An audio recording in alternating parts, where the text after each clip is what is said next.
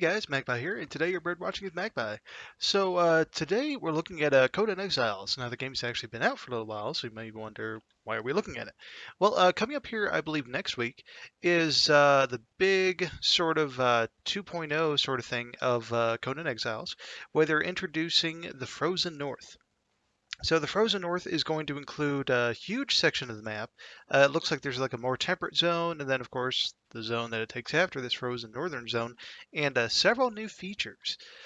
So one of the things that they added recently was climbing into the game, and that's changed things quite radically, which I found was pretty interesting because in regards to survival games, that's like I haven't really seen anything like that. You can just straight up climb up walls. You can run up to walls either player made or just natural faces, and you can climb them. I think even upside down you can kind of swing from stuff. So that was kind of like a big change, considering, because I mean most survival games honestly they kind of seem to stagnate. They don't really add much more in regards to features. They don't make radical changes. But Funcom may actually be properly going through the process of producing a survival game. So in the frozen north, we have a new area. Speaking of that area, so there's the desert, this kind of temperate area, and then the frozen area. They're also adding a temperature system, so clothing will have insulation or like lack of insulation, like help you cool down. And the same thing with some of the buildings and the structures that they're adding there. So there's another component to the whole survival mechanism. They did add more things to cook and to brew, though I'm not sure what the huge difference is there. If there is a big thing, I know that they may have added like kind of like buffs of a sort. Because the thing is, in Conan, it's mostly it's kind of like a quasi more realistic fantasy setting. Like there isn't mages running around hucking fireballs, but at the same time there is like a lot of Lovecraftian kind of crazy stuff going on. So I don't think that they really had any potions per se before, but it looks like we'll be getting liquor and other sorts of alcohol with buffs and other sorts of drinks to that extent. Let's see. So they're adding a new religion as well, which is Ymir, the Frost Giant, the Lord of the Frost Giants, and an avatar along with him. Now, all of the religions in the game, they also have their own set of skills and bonuses and equipment that you can make. So it'll be interesting. So it's basically adding a whole nother sort of experience or tech tree, I guess you could say. And so they've added new enemies for these new areas. Not like a huge big deal because I don't think you're going to see a lot of different mechanics from those new enemies specifically. Like nothing terribly too exciting.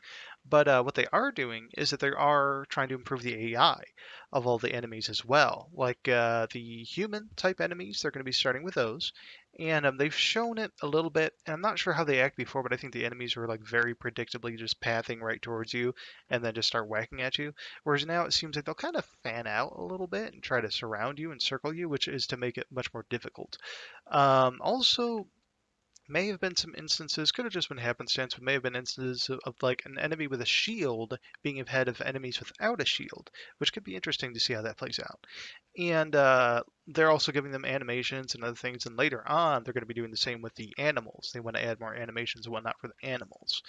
Speaking of combat, one of the big things that they're doing here, it's a very subtle change, but it's pretty could be pretty significant, is that they want to make it so the in order to sprint, because the way that the game works now is that you can sprint and swing at the same time, and it's called lag jousting. Basically, you run and you swing at each other, and then you're just going back and forth.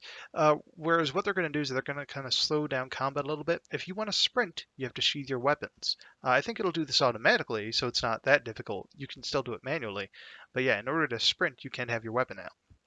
Now, uh, you can dodge, and they said that the dodge is going to be based on your armor. They said that it'll be, if you play Dark Souls, it'll be familiar to you. So that sounds interesting. Doesn't seem like they have much in animations. Like I don't think there's going to be fat rolling, but I imagine it's probably going to be like a roll if you're in lighter armor, as opposed to like a hop if you're in heavier armor. So that'll be interesting, like more depth, because that's the thing about Conan Exiles, that the combat seems, if they can really get the the networking down, The combat seems to be a bit more in depth than some of these other games, where it's just like shoot at each other or whack at each other until the other person dies. There's swinging and blocking and light attacks, heavy attacks, and eventually they may put in a combo system. Some people are thinking that they might because Age of Conan, which was an MMO they made a while back, same guys, Funcom, did have a combo system. So we'll have to see how that works out. Now, one of the other things in the game that they're adding here is so in regards to the dodging, you cannot dodge forward. It's only defensively. You can dodge left, right, you can dodge backwards. I'm sure smart people could figure out ways to, turn their sensitivity to the max, uh, turn sideways to you, dodge towards you, and then turn and swing, something to that extent. I'm sure people will figure something out. But in regards to that, they've also been trying to crack down on exploits, because that was one of the big issues of the game in development. Of course, it's going to happen. People are going to find exploits and they're going to figure out ways to exploit things.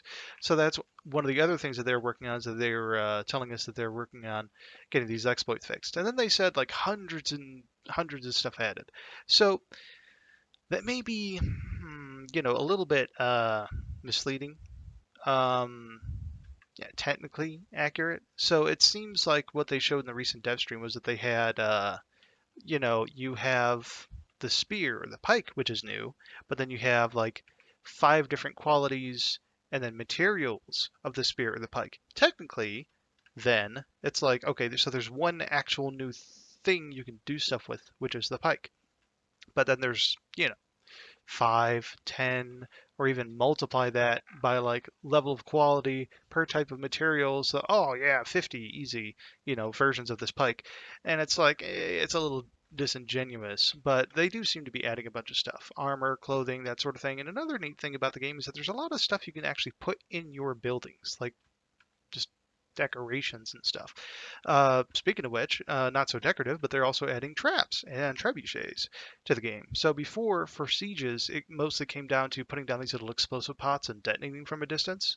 And then more recently, they added, so once again, not really kind of practical magic or practical alchemy, in that you could get these little glass jars, and with the certain ingredients, you can make stuff out of them, like explosives, tar and this thing equals firebomb.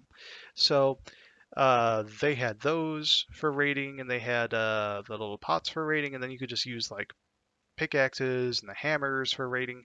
But they're adding the trebuchets, which are all of these things are like, kind of like a level below summoning your religion avatar to go and attack an enemy base.